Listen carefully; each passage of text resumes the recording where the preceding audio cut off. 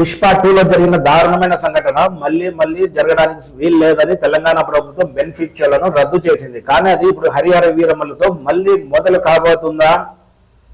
కాబోతుంది అని మనం చెప్పాలా. ఎందుకంటే పుష్ప 2లో మనం చూసినట్లయితే ఒక మహిళ అక్కడికక్కడే ప్రాణాలు కోల్పోగా ఆ అబ్బాయి 3 లేదంటే 4 వారాలు మంచం బిందులోంచి కోలుకోలేని పరిస్థితి. ఈ దారుణమైన సంఘటన చూసిన తర్వాత తెలంగాణ ప్రభుత్వం బెనిఫిట్ షోలను రద్దు చేసింది. కానీ ఇప్పుడు హరిహర వీరమ్మలు సినిమాతో మళ్ళీ బెనిఫిట్ షోలను కంటిన్యూ చేయాలనుకుంటుంది కొన్ని కఠినమైన నియమ నిబంధనలతో. ఆ నియమ నిబంధనలు ఏంటి అంటే ఇప్పుడు మనం చూద్దాం. Welcome to ఆంధ్రవాలా.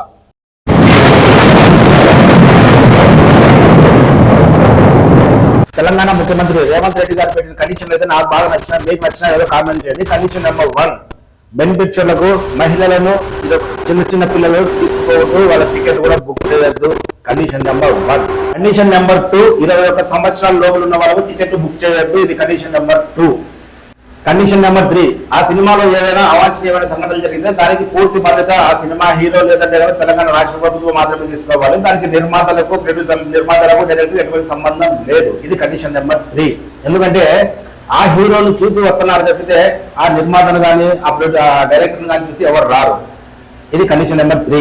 అవాంఛనీయమైన సంఘటన జరిగితే ఒక థియేటర్లో, ఆ థియేటర్లో ఆ నిమిషంలో ఎంతమంది ఉన్నారో వాళ్ళు మొత్తం సీసీ ఫుటేజ్ ద్వారా గుర్తించి ఒక్కొక్కరు కనీసం అంటే 2000 రూపాయలు మొత్తం జమ చేసి ఏదైనా నష్టం జరిగితే లేదంటే ఒక ప్రమాదం జరిగితే ఆ కుటుంబానికి అందజేయాల్సిందిగా తెలంగాణ ప్రభుత్వం నిర్ణయం తీసుకుంటాంది అని చెప్పేసి నాకు వచ్చిన ఇన్ఫర్మేషన్.